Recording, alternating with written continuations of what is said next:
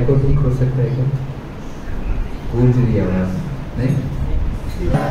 ज्ञानञ्जनशलाकया चक्षुरुन्मिलितं तस्मै श्रीगुरुवे नमः। श्रीचैतन्यमनोभीष्टं स्थापितं येन भूतले स्वयं रूपा कदा मह्यं ददाति स्वपदान्तिकं। वन्देऽहं श्रीगुरु श्रीयुतापदकमलं श्रीगुरुं वैष्णवांश्च श्रीरूपं साग्रजातं सहगणरघुनाथान्वितं तं सजीवं सावधूतं सावधूतं परिजनसहितं कृष्णचैतन्यदेवं श्रीराधा कृष्णपादा सहगणललिता श्रीविशाखान्वितांश्च हे कृष्णा करुणा सिन्धु दीनबन्धु जगत्पते गोपेश गोपिकान्त राधाकान्त नमोस्तुते। तप्त काञ्चन गौराङ्गी राधे वृन्दावनेश्वरी वृषभानुसुते देवी प्रणमामि हरिप्रिये। वञ्चाकल्पतरुभ्यश्च कृपा सिन्धुभ्येव च पतितानां पावनेभ्यो वैष्णवेभ्यो नमो नमः। जय श्री कृष्ण चैतन्य प्रभु नित्यानंद श्री अद्वैत गदाधर शिवासादि गौरभक्तवृंद। हरे कृष्णा कृष्णा कृष्णा हरे हरे हरे राम राम राम हरे हरे। नमो विष्णुपादाय कृष्णप्रेष्ठाय भूतले श्रीमते भक्तिवेदांत स्वामिने नामिने। नमस्ते सरस्वती देवे गौरवाणी प्रचारिणे निर्विशेष शून्यवादी पाश्चात्य देशधारिणे। आप सब वक्त मेरी आवाज साफ साफ सुन पा रहे हैं?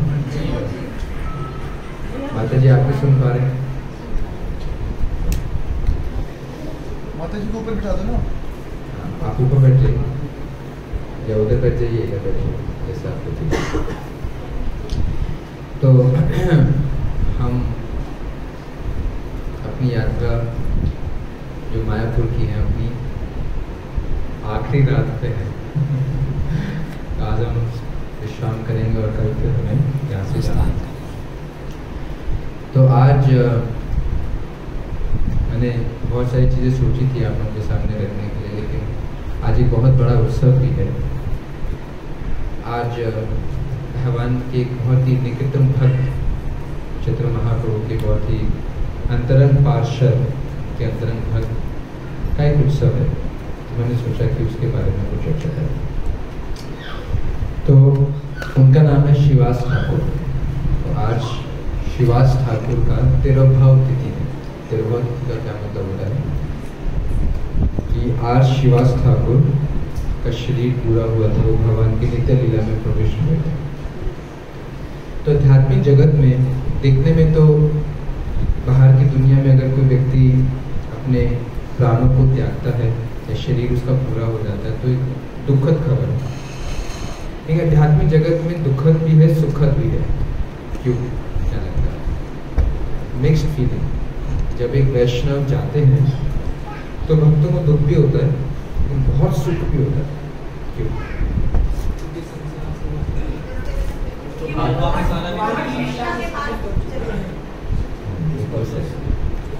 तो दुख इस बात का होता है कि उनका संग छूट जाएगा, इस बात का दुख होता है। लेकिन सुख क्या होता है कि भगवान की नित्य लीला में चलेंगे, भगवान की सेवा में वो, इस बात का सुख भी होता है। तो तिरुभाव तिथि हम इसलिए बनाते हैं क्योंकि वो वैष्णव के तिरुभाव के उपरांत भगवान की नित्य लीला में प्रवेश करते हैं। तो जब ऐसे वैष्णवों का आविर्भाव होता है, वैष्णव का तिरुभाव होता है, तो हम लोग बहुत धूमधाम से उसको बनाते हैं, सेलिब्रेट करते हैं। मैं पीछे रोहिणी में था तो मुझे एक आमंत्रण आया एक क्रिया के कार्यक्रम, रसम पगड़ी के कार्यक्रम। मंदिर में सेवा करते हैं तो ऐसे कार्यक्रम बहुत आते हैं। तो मैं उस कार्यक्रम में गया। वो कार्यक्रम जो है वो होटल 7 सीज है दिल्ली में, वहाँ वो कार्यक्रम है। तो कार्यक्रम ऐसा पगड़ी का 1 घंटे का कार्यक्रम होता है, नॉर्मली 3 से 4, 4 से 5 ऐसे होता है, लेकिन वो कार्यक्रम सुबह 10:30 बजे से लेकर 4:30 बजे तक। मैं कंफ्यूज हो गया कि इतना बड़ा कार्यक्रम का क्या मतलब है। तो मैंने शेड्यूल देखा तो उसमें लिखा हुआ था 10:30 बजे से लेकर 3 बजे तक ब्रेकफास्ट एंड लंच और 3 से 4 रसम पर ऐसा। मुझे समझ में नहीं आया कितने समय पहुंचना। एनी हाउ हम 3 बजे पहुंचे तो देखा कि हजारों की तादाद में लोग थे और इतना बड़ा वो हॉल था और हजारों आइटम्स थी। तो मैंने देखा कोई कुल्फी खा रहा था, किसी को देखा तो वो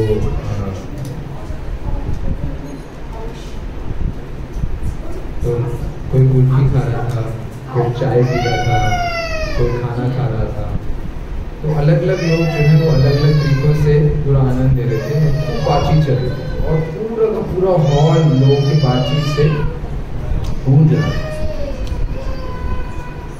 तो मैं बड़ा कंफ्यूज हो गया। मैंने तो ये सोचा कि मैं शायद किसी शादी के कार्यक्रम में आ गया। तो मैंने क्रॉस चेक किया। अब मैं कैसे पूछूं कि किसी की शादी कार्यक्रम में पूछूं कि ये क्या क्रिया का कार्यक्रम है। बड़ा मुश्किल था। बट फिर मैंने क्या किया, पूछता नहीं, बाहर बोर्ड लगा हुआ था, तो मैं बाहर बोर्ड में लग देखने के लिए गया तो लिखा हुआ था क्रिया का प्रोग्राम 10:30 से 4:00। बड़ा कंफ्यूज हो गया। तो मैं जिस व्यक्ति ने बुलाया था उनके पास गया, उनसे मैं पूछने लगा कि ये क्या चल रहा है, सब मौज मस्ती कर रहे हैं, बच्चे खेल रहे हैं। अच्छा, बच्चे क्या कर रहे थे कि वहाँ पर जैसे आप लोग यहाँ बैठे हैं तो कुछ सिटिंग है कुछ नीचे, तो ऐसे नीचे भी बैठे हो तो वहाँ पर ना कुशन रखे हुए थे, आप बैठ सकते हैं कुशन पर हाथ से। तो बच्चे कुशन से लड़ाई कर रहे हैं और लोग सब खा पी रहे हैं, इतना शोर मच रहा है। तो मैंने सोचा कैसा कार्यक्रम है। मैंने उनसे पूछा कि इसका पीछे क्या करना है। तो कहने लगे प्रभु जी मेरे पिताजी गए 90 साल की उम्र। तो वैश्यों में ऐसा एक प्रथा है कि अगर कोई व्यक्ति बहुत लंबी आयु के बाद अपने शरीर को छोड़ता है तो एक सेलिब्रेशन है, क्योंकि पूरी आयु जी के गया हो। तो एक कल्चर है हमारा, तो हम सेलिब्रेट कर रहे हैं, दुख नहीं मना रहे हैं। तो उनका एक अलग भाव है। लेकिन वैष्णव के भाव भी ये है कि चाहे उनका तिरोभाव भी होता है लेकिन हम मनाते हैं। क्यों मनाते हैं?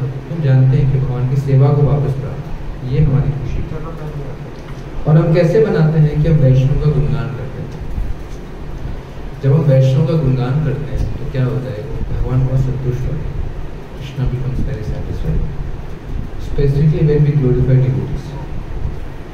तो चैतन्य चरितम में कृष्णा कविराज गोस्वामी एक बहुत सुंदर प्यार लिख रहे हैं, आप मेरे पीछे दोहराएं।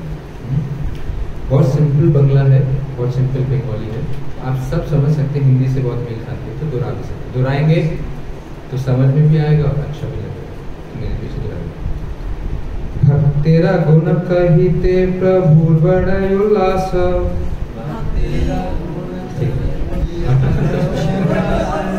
और आस्ते करते हैं, और आस्ते शेर में टाइम नहीं लगेगा।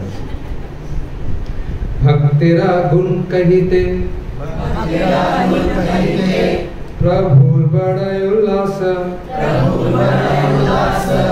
भक्तगण श्रेष्ठ साते श्री हरिदास। तो हरिदास ठाकुर के संदर्भ में बताया क्या लिखा है, भक्तेरा गुण कहिते प्रभु बड़ाई उल्लास। जब भक्तों का गुणगान होता है तो जो महाप्रभु हैं, जो भगवान है, बड़े ही उल्लास, बहुत खुशी होती है। तो ये एक वैष्णव एटिकेट है, एक डिवोशनल प्रिंसिपल है, भक्ति का एक अंग है। भक्ति का काम क्या है, जैसे भगवान का गुणगान करते हैं, सबने कीर्तन किया, कीर्तन का क्या मतलब है, भगवान के गुणों को गान करना। ऐसे हम भक्ति में और तेजी से प्रगति करते हैं, हम वैष्णव का गुणगान करते हैं। भगवान श्रीमद् भागवतम में कहते हैं कि मत भक्त्या पूजा अभिअधिक। श्रीमद् भागवतम की 11वें स्कंद में भगवान कहते हैं कि मत भक्त्या पूजा अभिअधिक। मुझे ज़्यादा खुशी मिलती है जब कोई मेरी भक्तों की पूजा मुझसे ऊपर करता है। जैसे आप इस्कॉन में आते हैं तो आप मंगल आरती में आते हैं, पहले दर्शन मंगल आरती को, जैसे दर्शन खुलते हैं भगवान का हम दर्शन करते हैं, लेकिन भगवान का गुणगान नहीं करते। भगवान का पट खुला, भगवान के दर्शन हुए। जब भगवान के दर्शन होंगे तो स्वाभाविक बात है भगवान का गुणगान होना चाहिए। हम किसका गुणगान करते हैं? गुरु अष्टकम गाते हैं। इसका मतलब क्या है? हम गुरु का गुणगान करते हैं। गुरु अष्टकम संसार दावनल सबने सुना है। तो क्या है वो? गुरु का गुणगान। तो भगवान के दर्शन के खुलने पर हम गुरु का गुणगान करते हैं। तो जब भगवान अपने वैष्णव का गुणगान सुनते हैं तो उनको ज्यादा संतुष्टि मिलती है। ये एक बहुत गुह्य बात है, ये सबको नहीं पता है। जब वृंदावन का मंदिर खुल रहा था इस्कॉन का, तो श्रील प्रभुपाद जी को डर था कि अगर जैसे सारे इस्कॉन मंदिर में होता है, अगर वैसे ही वृंदावन में होगा तो वृंदावन के जो बाकी गोस्वामी है खूब विरोध करेंगे। भगवान का पट खुल रहा है और आप भगवान का गुणगान नहीं कर रहे। तो आप वहाँ वृंदावन में जाएंगे तो जब वहाँ आरती होती है 4:30 बजे, तो वहाँ पर गुरु अष्टकम नहीं गाया जाता है। क्या गाया जाता है? चोर है विभावरी शेषा आलोक का प्रवेश। तो वो भगवान का नामों का संकीर्तन वो गाया। सो ग्लोरीफाई कृष्ण। क्योंकि इसलिए क्या? क्योंकि बाकी लोग समझ नहीं पाएंगे। तो क्योंकि वृंदावन इतने सारे और भी मंदिरों से घिरा हुआ है, तो वो इस्कॉन का विरोध ना करे, तो प्रभुपाद जी ने 4:30 बजे भगवान का कीर्तन रखा। लेकिन फिर गुरु अष्टकम कब शिफ्ट कर दिया? थोड़ा सा और पहले। तो वहाँ पर 4:10 पे श्री प्रभुपाद की समाधि पे पहले आरती होती है। बाकी सब मंदिरों में 4:30 बजे होती है। इस्कॉन वृंदावन में क्योंकि 4:30 बजे पहले कृष्ण का कीर्तन होता है, लेकिन उससे ऊपर गुरु का कीर्तन है, तो 4:10 पे प्रभुपाद की आरती होती है। क्योंकि ये डिवोशनल प्रिंसिपल है। तो जब हम भक्तों का गुणगान करते हैं तो भगवान को और संतुष्टि होती है। इसलिए आज हम श्रीवास ठाकुर का गुणगान करते हैं। तो वैष्णव की सेवा से आप भगवान को जल्दी प्राप्त कर सकते हैं कृष्ण की सेवा के मुकाबले। साउथ इंडिया में, दक्षिण भारत में एक जगह है जिसका नाम है कांचीपुरम। कितने लोगों ने नाम सुना है कांचीपुरम? सुना है? तो कांचीपुर में एक बहुत ही प्राचीन विग्रह है जिनका नाम है भगवान वरदराज। वरदराज का मतलब क्या है? संस्कृत में वर बोलते हैं, वर निकला है वरदान से। वरदा, दा मतलब देना, टू गिव। वरदराज मतलब भगवान वो है जो कि वरदान देने में सबसे आगे है, तो इसलिए भगवान का नाम है वरदराज। तो कांचीपुर में एक भक्त रहते थे वो शूद्र जाति के, निम्न जाति के। उनका नाम भी कांचीपुरम था।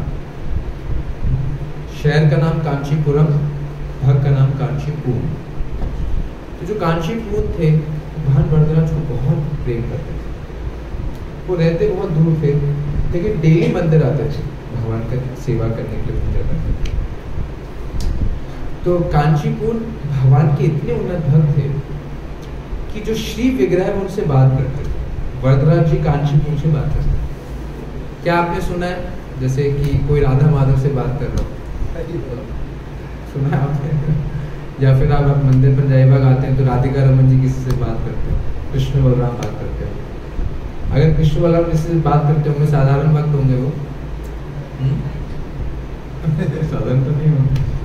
तो वरदराज जी वो कांचीपुर इतने उन्नत भक्त थे, बहुत नीची जाति के, लेकिन इतने भक्ति में उन्नत थे, भगवान की हृदय में उनका इतना प्रेम था कि वरदराज जी ऐसी बात करते थे जैसे मैं आपसे कर रहा हूँ, आपसे कर रहा हूँ। और ये बात पूरे कांचीपुरम में सबको पता था। सब कोशिश करते थे, बट उनकी भक्ति उनके अंदर नहीं थी, तो भगवान किसी से रेसिप्रोकेशन नहीं। कांचीपुर आते थे तो भगवान उनसे वार्तालाप करते थे और सबको पता था कि कांचीपुर वरदराज जी के बहुत प्रिय है। तो कांचीपुर की क्या सेवा थी? कांचीपुर भगवान को चावल दिखाता। चावल समझना है? चावल तो उनकी, हाँ चावल। तो उनकी सेवा क्या थी कि वो सिर्फ चावल धुलाते थे वरदराज, ताकि वरदराज जी को ना गर्मी लगे, ना कोई कीड़े मकोड़े आए, मच्छर पकड़े। बहुत प्रेम से वो चावल धुलाते। तो एक बारी कांचीपुरम में एक भक्त के मन में आया कि अगर कांचीपुर भगवान वरदराज जी से बात करते हैं तो क्यों ना मैं कांचीपुर से प्रार्थना करके ये पूछूं कि आप मेरी तरफ से भगवान से पूछिए कि क्या मैं इस जन्म के बाद भगवत धाम चले जाऊंगा। अब ये क्वेश्चन का आंसर तो भगवान ही दे सकते हैं और भगवान सीधा तो मुझे देंगे नहीं। अब कांचीपुर से तो उनकी बातचीत होती रहती है, तो चलो मैं उनसे पूछ लेता, अगर हम होते तो ये पूछते कि भगवान स्टॉक एक्सचेंज का क्या रेट होने वाला है उस हिसाब से खरीदारी की जाए या बेचा जाए, नहीं कुछ ऐसी चीज़ पूछते। लेकिन उन वो भी वैष्णव थे, तो उन्होंने कहा भगवान से आप पूछे कांचीपुर कि क्या मैं भगवत धाम जा पाऊँगा इस जन्म के बाद, क्या मैं संसार से मुक्त हो पाऊँगा, ऐसा उन्होंने पूछा। तो कांचीपुर गए और कांचीपुर जाने के बाद वो वरदा जी को चावल धुला रहे थे, वरदा जी बड़े आना है। तो कांचीपुर ने भगवान से कहा कि प्रभु एक आपके ही भक्त हैं, वो आपसे पूछना चाहते हैं कि क्या वो भगवत धाम जाएंगे। अच्छा ये जो भक्त है ना, ये वरदराज जी की भी सेवा करते थे, लेकिन वरदराज जी से ज़्यादा सेवा कांचीपुर की करते थे, क्योंकि जानते थे कांचीपुर बहुत उन्नत भक्त है, तो बहुत विनम्र उनकी सेवा करते, उनके वस्त्र धोते थे, उनकी जगह को साफ रखते थे, जो भी उनकी आवश्यकता होती वो ला के देते थे, प्रसाद खिलाते थे, सारी सेवा ने उनकी एक नम्र सेवा के रूप में उनकी सेवा। तो कांचीपुर ने कहा कि एक बड़े बड़े प्रिय भक्त हैं, आपके भी भक्त हैं, वो जानना चाहते हैं क्या भगवान आपको प्राप्त कर लेंगे जन्म के बाद। तो वरदराज जी ने जैसे उनका नाम सुना तो वरदराज जी ने तुरंत कहा कांचीपुर निश्चित रूप से उसको कह दो कि वो मेरे पास आएगा ही आएगा, तुम्हारी इतनी प्रियतम सेवा करता है, मेरी प्रियतम सेवा, शॉर्ट गारंटी मेरे पास आएगा, आप निश्चिंत कर दो उसको। तो कांचीपुर बड़े खुश हो गए। तो कांचीपुर ने अपनी सेवा पूरी की, गए और भक्त को बुला दिया कि चिंता मत करो, भगवान ने कहा है तो मेरे पास आ गया। अब ये बताने के बाद कांचीपुर के मन में एक प्रश्न आ गया। क्या प्रश्न आया होगा? सब भक्त कितने बुद्धिमान है। कांचीपुर ने कहा मैंने अपने बारे में तो पूछा ही नहीं, तो सोचा कल जैसी मैं सेवा करने जाऊंगा पूछूंगा प्रभु मेरा क्या होगा, कि मैं जाऊंगा नहीं जाऊंगा। तो फिर अगले दिन हुआ, मंगल आरती शुरू हुई, चावल धुलाने लगे। तो उन्होंने कहा प्रभु एक प्रश्न और है। उन्होंने कहा क्या प्रश्न है? तो उन्होंने कल तो आपने भक्त को दिया कर दिया, उसको तो निश्चिंत कर दिया, आपने मेरे बारे में नहीं बताया, तो क्या मैं जा पाऊंगा नहीं जा पाऊंगा, भगवान आपको प्राप्त कर पाऊंगा नहीं कर पाऊंगा। तो वरदान जी सोचने लगे, जवाब नहीं दिया वरदान जी, विचार में लग गए। तो कांचीपुर घबरा गए कि उसको तो तुरंत उत्तर दे दिया, मेरे में विचार में डूब गए, ये क्या बात। कांचीपुर ने कहा प्रभु आप ये मेरे प्रश्न का उत्तर नहीं दिया। तो वहां कहने लगे देखो कांचीपुर, हो सकता है तुम मेरे पास आओ, ऐसा भी हो सकता है ना। कांचीपुर ने कहा अरे बाप रे बाप, ये क्या कह रहे हैं आप, कि ऐसा भी हो सकता है मैं नहीं आऊँ, अरे मेरी क्या गलती है इसमें। तो देखो भगवान ने कहा तुम्हारी ये गलती है, तुमसे मेरी ही सेवा करते हो, भक्तों की सेवा करते। तो जो मेरी सेवा करता है वो डाइसी केस है, शायद वो आए शायद ना आए, लेकिन जो मेरे भक्तों की सेवा करता है शॉर्ट गारंटीड असंशय मेरे पास जरूर आएगा।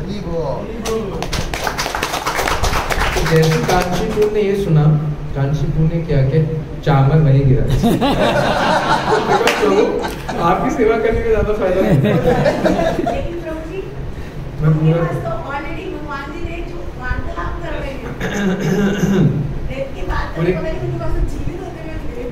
एंड में पूछेगा।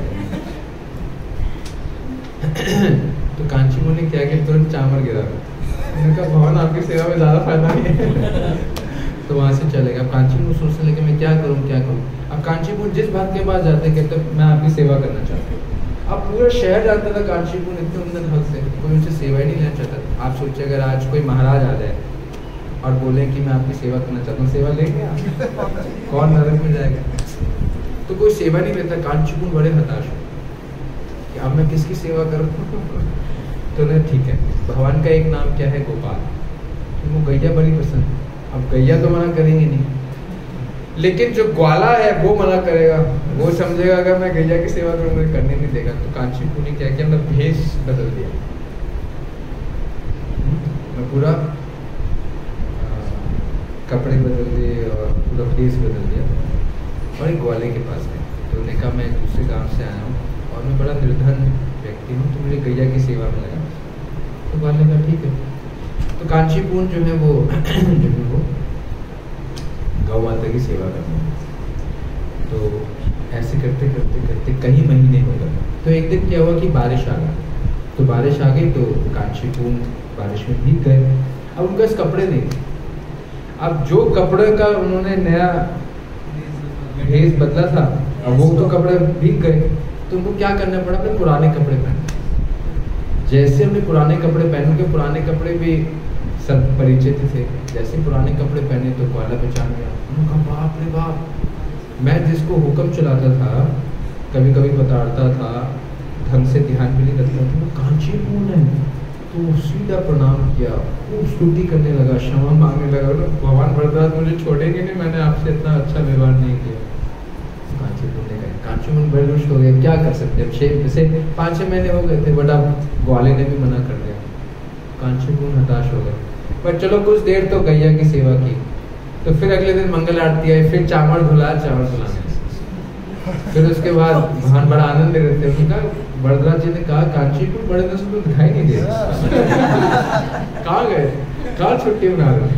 भगवान ऐसे पूछे थे तो कुछ पता नहीं है तो कांचीपुर ने कहा नहीं प्रभु, आपकी सेवा में था, ऐसे ऐसे मैं, आपने कहा था आपके भक्तों की सेवा आपको ज्यादा प्रिय है, तो मैं एक ग्वाले के यहाँ पर गायों की सेवा की।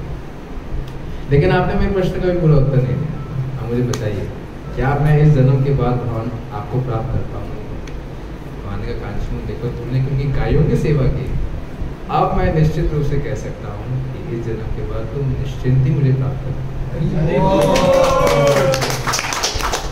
तो कहने का मतलब क्या है कि श्वेतेश्वर उपनिषद में लिखा है, यस्य देवे परा भक्ति यथा देवे तथा गुरु तस्य कथितय अर्थ प्रकाशन्ते महात्मा।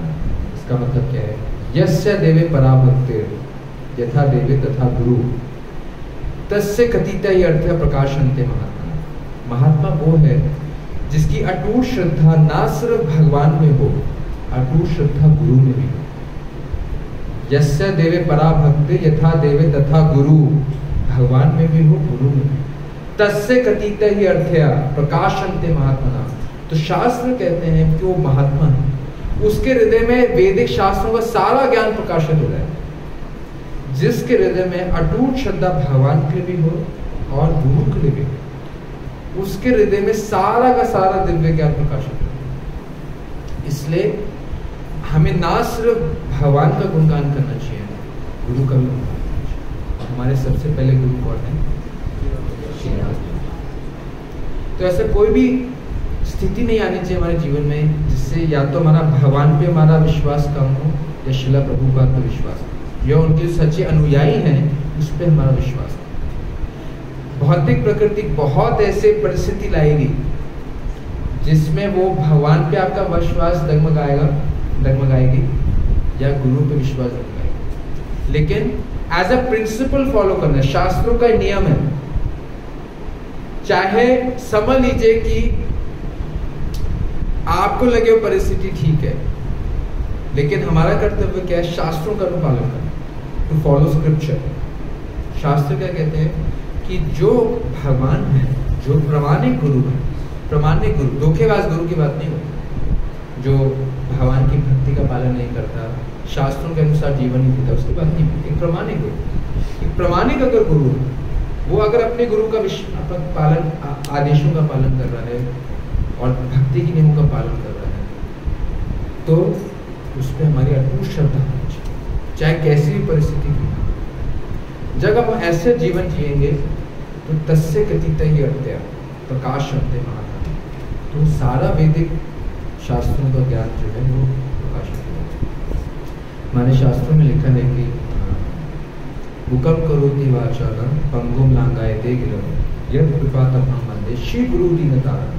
मुकम करोति वाचालं, जिसके ऊपर वैष्णवों की और गुरु कृपा होती है। मुकम करोति वाचालं, अगर वो गूंगा भी है, वैष्णव की कृपा से, गुरु कृपा से, भगवान कृपा से बड़े से बड़ा वक्ता बन सकता है।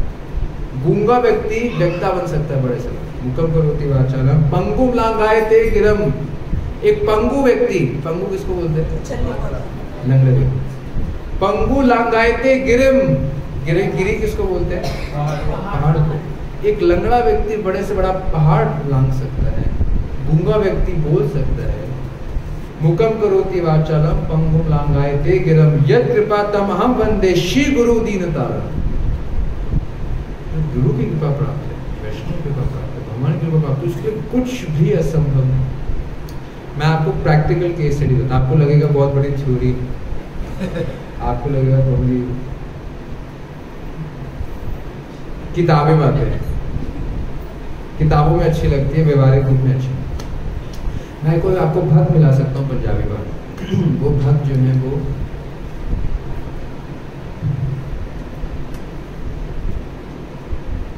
SC/ST कास्ट के, लेकिन भक्ति में वो जुड़े। तो उनमें क्या था कि वो लड़खड़ाते थे, स्टैमर करते थे। स्टैमर समझते हैं ना? हकलाते थे। तो 2 वाक्य नहीं बोल पाते थे। मैं तो शुरू से उनको देखा है। अगर उनके आसपास 4 लोग हो जाए तो 2 शब्द नहीं बोल पाते थे, तो उनको भय हो रहा था। अकेले में 2 वाक्य नहीं बोल पाएंगे, 2-4 लोग आ गए तो 2 शब्द नहीं बोल पाएंगे, इतना हकलाना शुरू करें, ऐसा फोबिया था। लेकिन भक्ति में जुड़ते रहे तो मैराथन का समय आया जब प्रभुपाद जी किताबों का वितरण। तो मैराथन में सभी भक्त लोग जुड़ते हैं किताबों के वितरण में। कितने लोग मैराथन में जुड़े हैं किताबों के वितरण? तो मैराथन में जाके हर किसी को प्रभुपाद जी की किताबों के बारे में बताते थे, को इंस्पायर करते कि प्रभुपाद की किताबें लें, लेकिन हकलाते थे क्योंकि उनके अंदर जज्बा था, प्रभुपाद जी की सेवा करना चाहते, उनको प्रसन्न करना चाहते।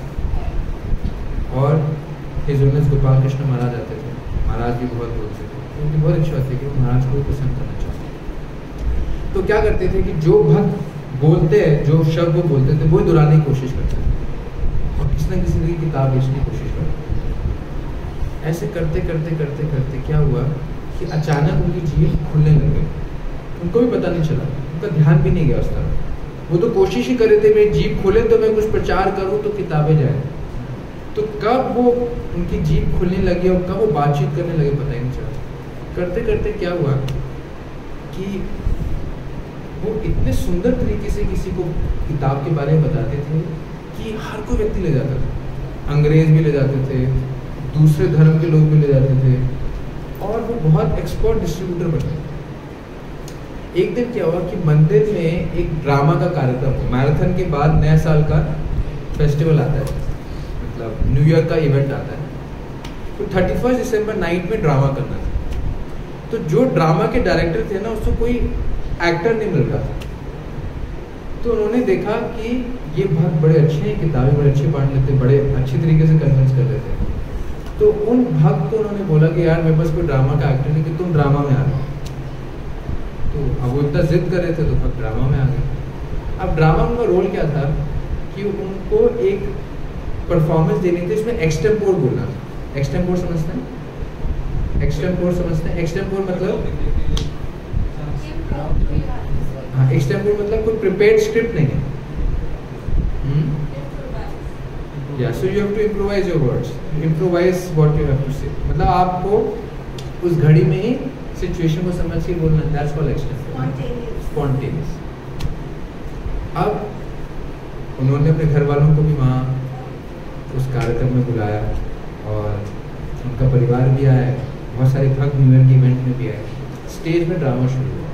स्टेज था, उसके सामने 500,000 लोग खड़े। इस्कॉन पंजाबा के सामने पार्क देखा आपने? वहाँ ड्रामा होता है, सामने पार्क। 1000 भक्त थे, ड्रामा का स्टेज था और ड्रामा शुरू हुआ। अब इनकी बारी आई, इनको माइक दिया गया। अब माइक पकड़ के ड्रामा के सीन पर उन्होंने लगभग 10 मिनट एक्सटेम्पोर होके उस पूरा ड्रामा में भाग लिया। अब उनको तो एहसास नहीं है वो क्या कर रहे हैं। उनके जो परिवार वाले ड्रामा देख रहे थे, जब उन्होंने ये देखा कि हमारा बच्चा उनकी हकलाता है, तो वाक्य नहीं बोल पाता है, 4 लोगों के सामने 2 शब्द नहीं निकलते हैं, 1000 आदमी के सामने 10 मिनट स्पॉन्टेनियसली वो कितने सुंदर तरीके से व्याख्या कर रहा है, तो सारा परिवार उसको ऐसे देख के रोने लगे। जैसी ड्रामा खत्म हुआ, पूरा का पूरे परिवार उनके पास आया, उस लड़के को आलिंगन कर लिया और लड़के को कहा कि मैं नाम नहीं लेना चाहता हूँ। कह रहे XYZ जो भी कि अरे ये क्या हुआ, तुम्हारा हकलानापन कहाँ गया? तुमने ऐसे कैसे 1000 आदमी के सामने इतना कुछ बोल दिया और तुम रुके भी नहीं और कुछ बीच में अटके भी नहीं। तो तब उसको रियलाइज हुआ कि मैं शायद कभी हकलाता भी था। और तब वो भक्त मेरे पास आया, उनके सामने खूब बोल रहा। मैंने कहा वही ये प्रभुपाद जी की देन है मुझे, ये आज मेरा हकलानापन खत्म हो गया। और आप जानते हैं कि वो इस्कॉन यूथ फोरम के नंबर 1 बुक डिस्ट्रीब्यूटर आज की तारीख। और अभी पीछे एक बारी बुक डिस्ट्रीब्यूशन कर रहे थे तो संभव किताबें डिस्ट्रीब्यूट नहीं हो पाई, तो खूब प्रार्थना करने लगे प्रोग्रेस। अचानक ये क्या हुआ, गाड़ी आई, फॉर्च्यूनर गाड़ी थी वो आई, और गाड़ी में किसी ने उनको बुलाया। वो प्रार्थना ही कर रहे थे कि प्रभुपाद शक्ति दीजिए मैं कि आपका प्रचार कर सकूं। ड्राइवर गाड़ी वाले ने, तो उनको लगा शायद कि वो किताब लेना चाहते, तो भागे गाड़ी। जैसी गाड़ी की तरफ भागे तो गाड़ी में क्या देखा कि गाड़ी जो है वो पीछे हिज होलिनेस गोपाल कृष्ण गोस्वामी महाराज बैठा। महाराज ने उसको देख के कहा कि तुम क्या कर रहे हो? तुमने कहा मैं किताबों का वितरण कर रहा हूँ। किताबों का वितरण कर रहा हूँ, so that is so nice, come here। उसके सर को खुजलाया और ये such a good boy, तो मेरा पूरा आशीर्वाद तुम्हारे साथ, अच्छे से डिस्ट्रीब्यूशन करो, बाद में आगे बताना कितनी किताबों का वितरण किया। और उनको लगा अरे बाप रे बाप। स्वयं प्रभुपाद जी के शिष्य महाराज भी आ गए, उनका भी आशीर्वाद प्राप्त हुआ। और फिर डिस्ट्रीब्यूशन करते करते वो भूल गए कि महाराज ने क्या बोला था, बाद में आके बताना, भूल ही गए बताने के। तो आखिरी में पंडाल प्रोग्राम जब खत्म हुआ और वो सब प्रसाद ले रहे थे तो महाराज खुद आए। महाराज ने कहा अरे मैंने तुम्हें कहा था कि कितने किताबें बांटती, तुमने मुझे बताना था, तुमने मुझे बताया नहीं, तुम आगे मैं बिल्कुल भूल ही गया। तो फिर उन्होंने स्कोर महाराज को बताया, महाराज बहुत ही खुश हुआ, बहुत आशीर्वाद। तो मैं आपको एग्जाम्पल दे रहा हूँ कि मुकम करो एग्जाम्पल बता रहा हूँ कि वो प्रभुपाद जी के प्रचार में तो वैष्णव का आशीर्वाद। बहुत ऐसे केसेस हैं। तो इसलिए जब हम लोग एक पहला प्रिंसिपल क्या है आज के हमारे डिस्कशन में, वो ये है कि जब वैष्णव का गुणगान करते हैं, वैष्णव की सेवा करते हैं और गुरु की सेवा करते हैं, प्रभुपाद की सेवा करते हैं, तो भगवान की सेवा करने से कहीं गुना ऊपर। तो हमारा आध्यात्मिक जीवन एक रेलगाड़ी के समान, तो 2 ट्रैक्स पे चलना, तो भगवान की भी सेवा करनी है, वैष्णव की भी सेवा। एक ट्रैक पे नहीं चल सकते, इम्बैलेंस हो जाएगा, दोनों ट्रैक पे भगवान की भी सेवा करनी है, वैष्णव की सेवा।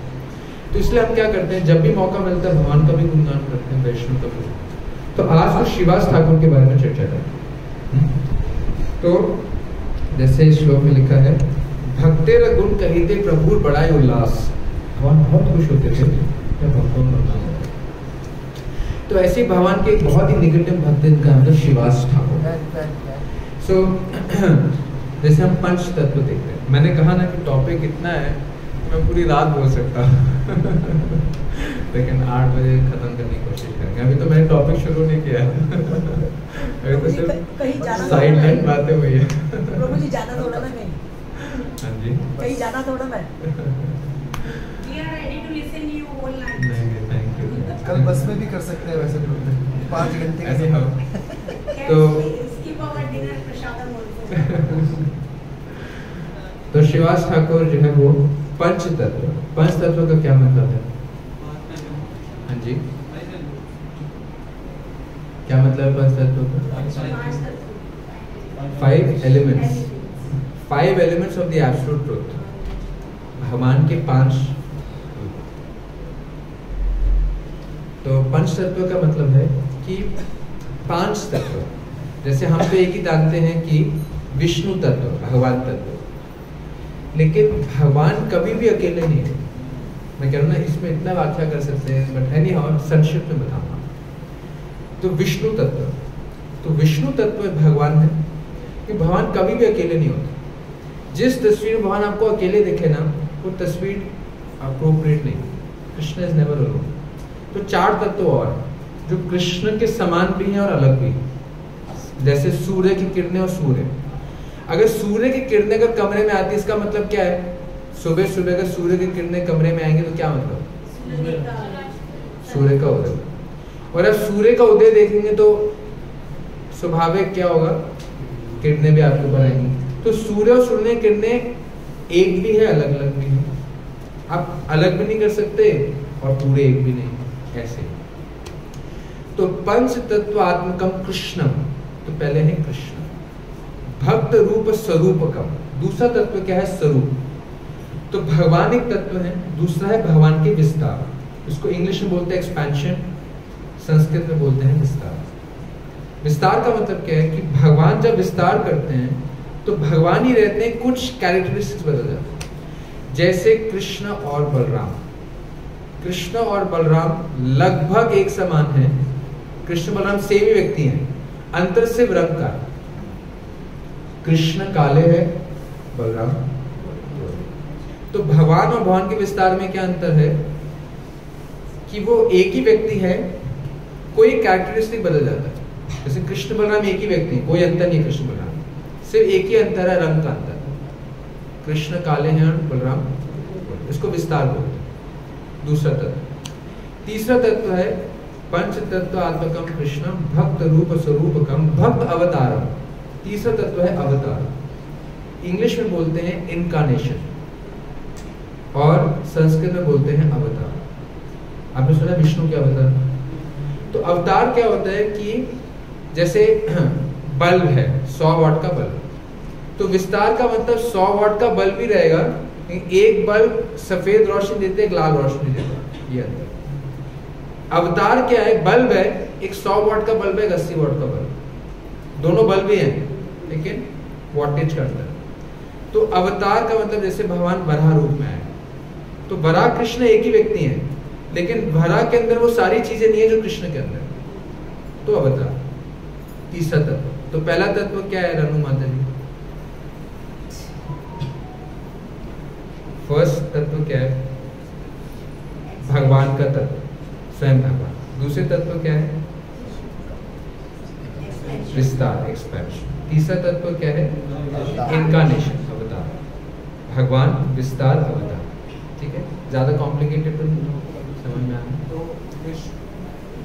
विष्णु जी है वो अवतार में आते हैं। अवतार में। तो तीसरा अवतार। तो पंच तत्व आत्मकम कृष्ण भक्त रूप स्वरूपकम भक्त अवतारम भक्त आख्यम नमामि भक्त शक्तिकम। चौथा तत्व है शक्ति। तो शक्ति तत्व में जैसे आती है राधा रानी, लक्ष्मी जी, गोपियां, भगवान की द्वारका की पत्नियां, तो वो शक्ति तत्व में आती। तो 4 तत्व क्या हुए रनु माता जी? भगवान, पहला क्या बता? दूसरा, तीसरा, चौथा शक्ति। रनु माता जी को 100 में से 100 मिले। ठीक है, उनका इतना अच्छा प्रेजेंस सबको पता है उनके आसपास।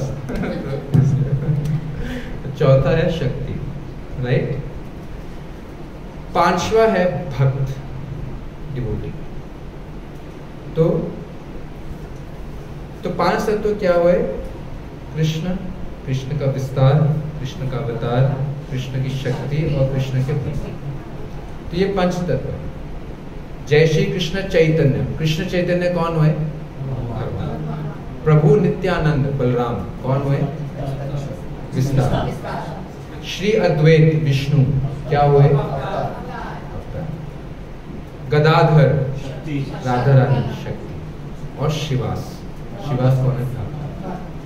तो शिवास ठाकुर ने एक्चुअली वो नारद जी, नारद मुनि।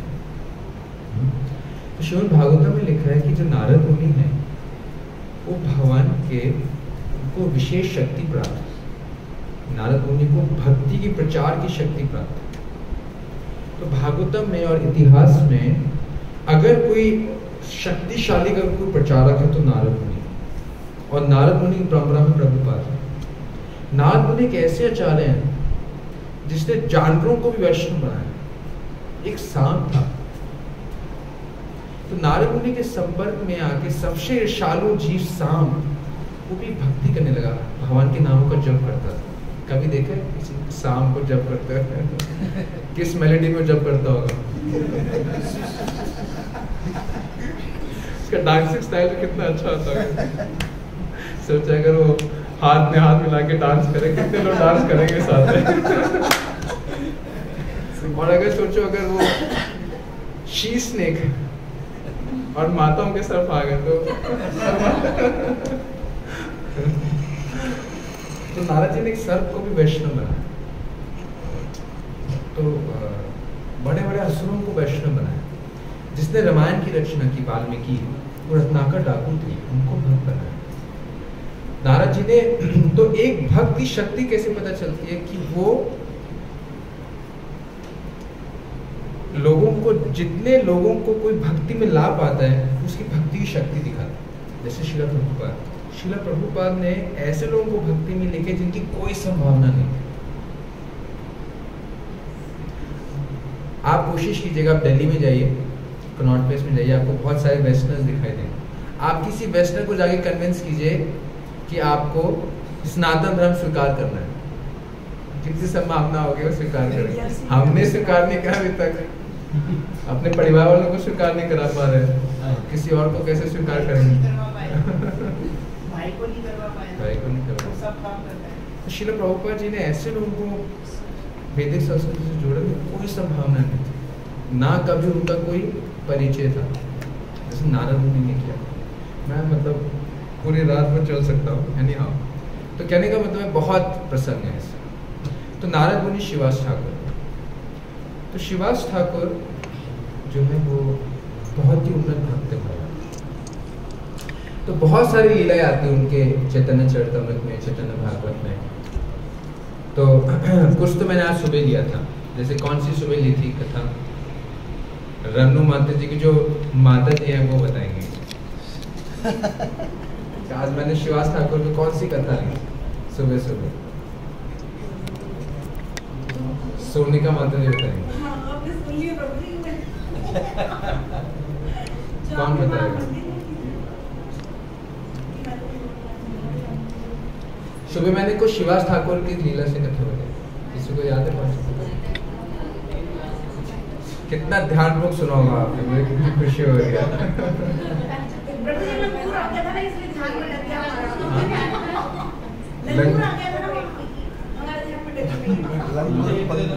लंगूर के समय में लंगूर की बात कर रहा था।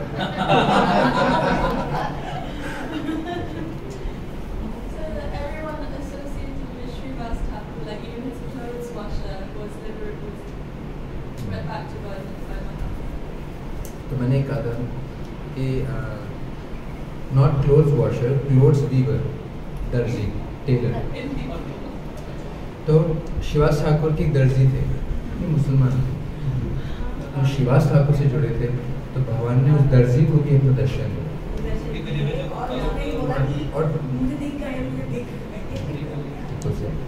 और फिर मैंने आपको कथा बताई थी कैसे शिवास ठाकुर के घर में जो कुत्ते भी आसपास रहते थे, महाप्रभु ने उनका प्रोग्राम किया, वो शिवास ठाकुर से जुड़े थे। फिर मैंने और बहुत सारे प्रसंग लिए।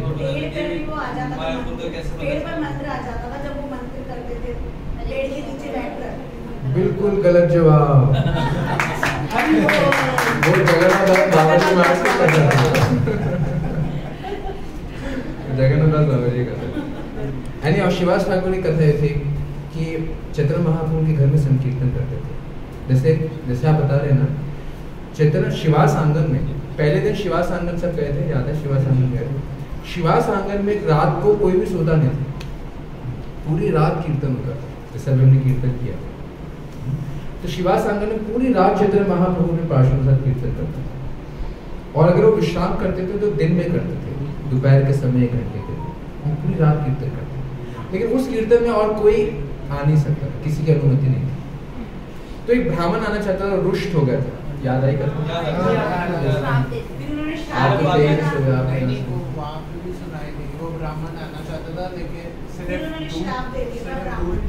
बिल्कुल गलत जवाब।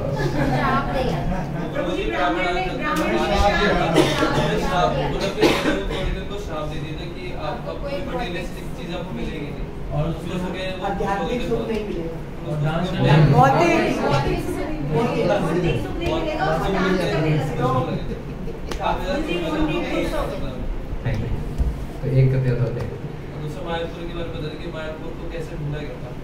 वो भी जगन्नाथ दास बाबूजी मासी कथा है शिवास ठाकुर की। तो ऐसी संकीर्तन होता है शिवास ठाकुर घर में।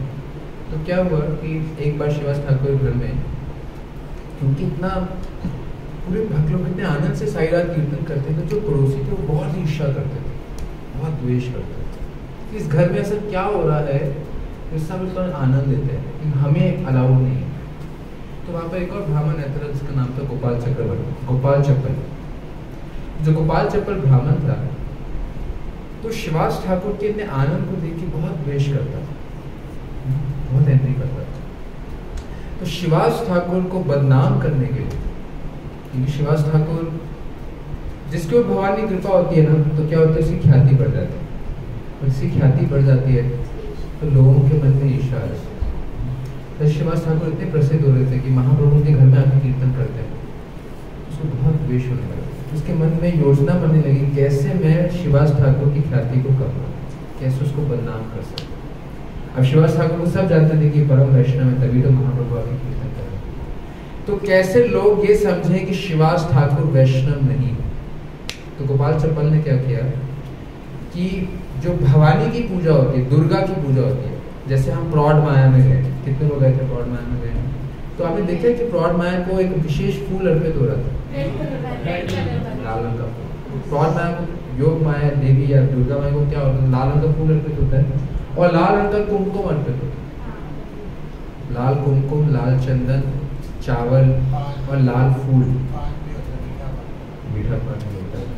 काफी सेवा की है दुर्गा जी की।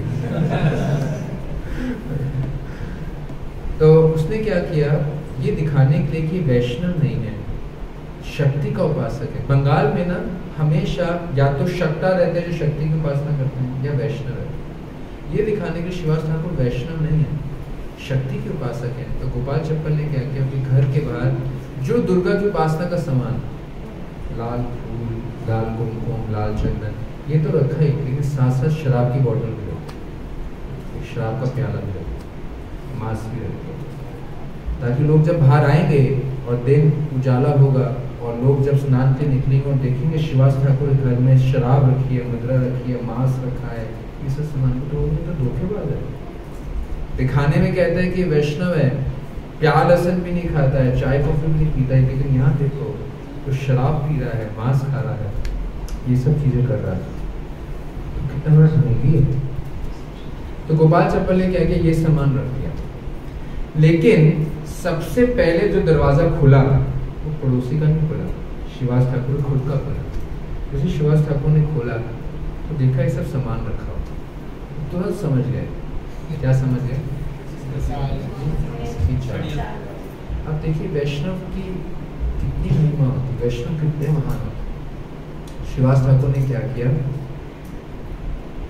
ऐसा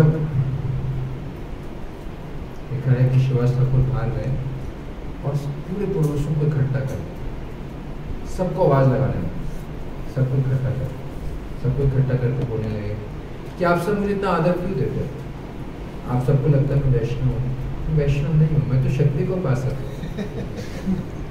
मैं तो दुर्गा को उपासक। ये देखो ये सब चीजें मैं करता हूँ, मैं शराब अर्पित करता हूँ, मांस अर्पित करता हूँ, ये सब चीजें करता हूँ, और आप मुझे इतना आदर मत दिया करो। लेकिन सारे पड़ोसी समझ गए कि ये किसी की चाल, सब जानते थे शिवास ठाकुर, सभी को पता था कि शिवास ठाकुर जो छूते नहीं है वो किसी और को क्या अर्पित करें, सब समझ गए। तो क्या हुआ कि सबने क्या किया, चपरासी को बुलाया और सारा पड़ोसियों ने चपरासी को बुला के सारा जगह को, स्थान को साफ किया। लेकिन क्योंकि गोपाल चप्पल ने शिवास ठाकुर के ऊपर ऐसे लांछन लगाने की कोशिश की, तो क्या हुआ, 3 दिन के बाद उसको कुष्ठ रोग हो गया। कुष्ठ रोग समझते हैं? लेप्रेसी समझते हैं? तो कोढ़ में क्या होता है कि खून की फुंसियां हो जाती है, खून निकलता है, पस निकलता है, उसमें कीड़े पड़ जाते हैं। तो 3 दिन के बाद गोपाल चप्पल ब्राह्मण को कुष्ठ का रोग हुआ। और कुष्ठ का रोग ना बहुत कंटेजियस होता है। कंटेजियस समझते हैं? बहुत तेजी से फैलता है, बहुत आसानी से दूसरों को लगता है, जैसे कोविड। क्योंकि वो कंटेजियस था तो सब ने गोपाल चप्पल को गाँव से बाहर निकाला। गोपाल चप्पल बाहर एकांत में एक पेड़ के नीचे बहुत पीड़ा पा रहा था। इससे हम क्या चीज़ सीखते? 2 चीज़ें सीखते।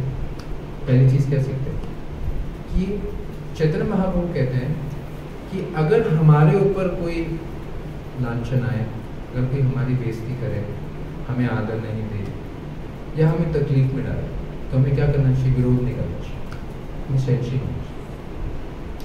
लेकिन अगर कोई भगवान के ऊपर लांछन डाले, दूसरे वैष्णव के ऊपर कोई गलत उंगली उठाए, कोई अत्याचार करे, तो आग से भी ज्यादा हमें उसका विरोध करना चाहिए। इसके उदाहरण स्वयं हनुमान जी। तो हनुमान जी ने पूरी लंका को जला दिया, सभी असुरों को मारने का प्रयास किया। क्यों? क्योंकि सीता माँ पे बात है, तो भगवान के ऊपर बात है। तो चैतन्य महाप्रभु कहते हैं कि वैष्णव का क्या शिष्टाचार होना चाहिए? त्रिनादपि सुनी चेना तरोरपि सहिष्णु अमानिना मान्य कीर्तन हरि का क्या मतलब है कि अपने ऊपर कुछ अगर अत्याचार होता है तो आपको सहनशील होना चाहिए, अगर दूसरों के ऊपर होता है तो सहनशील नहीं होना चाहिए। हम नॉर्मली उल्टे होते हैं, जब दूसरों के ऊपर अत्याचार होता है तो हम सहनशील हो जाते हैं, अपने ऊपर अत्याचार होता है तो असहनशील हो जाते हैं, विरोध करने लग जाते हैं। जैसे चैतन्य महाप्रभु ने सुदर्शन का आह्वान किया था, उनके जो हाँ, जैसे नित्यानंद के पहाड़ हुआ, जगाई मधाई का एक प्रसंग आता है। 2 डाकू थे, नित्यानंद प्रभु डाकुओं का उद्धार करना चाहते थे। तो डाकू ने क्या किया, जगाई मधाई ने क्या किया कि एक हांडी नित्यानंद के सर पे खोल दिया, उनका सर फट गया, तो खून निकलने लगा। नित्यानंद ने कुछ नहीं बोला, विरोध नहीं किया। लेकिन महाप्रभु बहुत क्रोधित हो गए। महाप्रभु ने सुदर्शन को बुलाकर उसका वध करना चाहा। तो ये वैष्णव शिष्टाचार होता है। तो शिवास ठाकुर ने ऐसा किया। लेकिन जब भक्त के ऊपर कुछ हिंसा होती है तो भक्त सहनशील होता है, एक व्यक्ति सहनशील नहीं होता है। कौन? भगवान सहनशील नहीं होता। तो भगवान ने क्या किया? भगवान ने उसको उसी के हिसाब से उसको दंडित किया और गोपाल चप्पल को पीड़ा पाने लगा। तो ये जो लीला हुई है ये कुल्याग्राम में हुई, जहां हम गए थे। तो उसी स्थान पे वो गोपाल चप्पल इस शिवास आंगन में घटना हुई। गोपाल चप्पल कुल्या पहाड़ में गया। तो एक बार जब चैतन्य प्रभु वहां संकीर्तन कर रहे थे तो क्या हुआ कि गोपाल चप्पल ने देख लिया चैतन्य प्रभु, खूब क्षमा याचना कर मांगने लगा कि प्रभु मेरी रक्षा कीजिए, आप स्वयं भगवान हैं, इतने पीड़ा में तो मैं इस कष्ट को दूर दी। महाप्रभु ने कहा, मैं आपको श्लोक पढ़ा हूँ। महाप्रभु ने कहा तुम्हें पीड़ा से राहत, तुम्हें मैं ये विश्वास दिलाऊंगा कि तुम करोड़ों सालों तक ऐसे नरक की स्थिति से बाहर निकल पाओ और इतने कीड़े तुम्हें सताएंगे कि लाखों लाखों साल तुम इसी पीड़ा में सड़ोगे। तो वो और हताश हो गया, उसका जीवन लगभग खत्म सा हो। उसने खूब महाप्रभु से स्तुति की, क्षमा याचना की। तो महाप्रभु ने देखो एक ही विकल्प है, अगर तुम अपनी पीड़ा से बाहर आना चाहते हो तो तुम्हें क्या करना चाहिए? जिसके चरणों में तुमने अपराध किया उसे जाके माफी मांगनी चाहिए। मुझसे माफी मांगने का कोई फायदा नहीं। गोपाल चप्पल जाते हैं शिवास आंगन से, शिवास आंगन में जाके शिवास ठाकुर से क्षमा याचना करते हैं, तब उनको उस पीड़ा से राहत मिलती है। इसका मतलब क्या है? भक्ति में, जीवन में जिस दृढ़ता से हमें हरिनाम लेना चाहिए, उसी सावधानी से हमें वैष्णवों के प्रति अपराध करने से बचना चाहिए। तो वैष्णवों के संग में हम बहुत देर से प्रगति भी करते हैं, लेकिन वैष्णव के संग में बहुत आसानी से हमारा पतन भी हो सकता है। तो हम सब के अंदर त्रुटि जरूर है, हम सब के अंदर गलतियां हैं, हम सब के अंदर खामियां हैं, लेकिन वैष्णव के संग में हमें कैसे रहना चाहिए? हमें खुद के लिए जज होना चाहिए, दूसरे के लिए एडवोकेट होना चाहिए। नॉर्मली हम अपने लिए एडवोकेट होते हैं, दूसरों के लिए जज होते हैं। क्या मतलब है? कौन समझाएगा इसको? दूसरों में कन्वर्ट होते हैं अपने अंदर। इसका मतलब हम खुद गलती करते हैं तो बहुत सारे तर्क देते हैं। जैसे अगर मैं क्लास में लेट आया फॉर एग्जाम्पल, मैं बहुत सारे तर्क दूंगा कि मेरा पेट खराब हो रहा था, मेरी नींद लग गई थी, सुबह मैं जल्दी उठा था, कपड़े धुले नहीं हुए थे, फोन आ गया था इत्यादि। बहुत एडवोकेट बन जाऊँ। एडवोकेट क्या करता है, तर्क देता है। अपनी गलती में एडवोकेट बन जाते हैं कि ये कारण था, ये कारण था, ये कारण था, ये कारण था, ये कारण था, इसलिए ये गलती हुई, तो इसलिए मुझे दोष नहीं मिलना चाहिए। और दूसरों के लिए हम क्या करते हैं, जज बन जाते हैं। और दूसरा जैसे ही लेट आया फॉर एग्जाम्पल, तो मैं सीधा उसको बोलूंगा नलायक आदमी कि लेट क्यों आया, जब पता था क्लास 6:30 बजे है, तो 8:15 आने का क्या मतलब, 8:30 आने का क्या मतलब। ये क्या बात, टाइम का कोई पता भी नहीं है, कोई वैष्णव एटिकेट भी नहीं है, ये पंक्चुअलिटी होती है, तो तुरंत जज बन जाओ। ये वैष्णव ऐसे नहीं होते, उल्टे होते हैं। तो वैष्णव की सभा में कैसे रहना है, अपने लिए जज बनना है, दूसरों के लिए एडवोकेट बनना है। तो क्या करें, दूसरा गलती करे तो हमें क्या करना चाहिए, बेनिफिट और डाउट देना चाहिए। कि कोई प्रभु जी लेट आए, तो हो सकता है उन्होंने मैसेज ना पढ़ा, हो सकता है कि वो शॉपिंग करना, और वैसे भी ये वॉलंटरी क्लास जबरदस्ती होती नहीं आने के लिए, और वैसे भी जबरदस्ती होती तब भी आप जबरदस्ती नहीं कर सकते।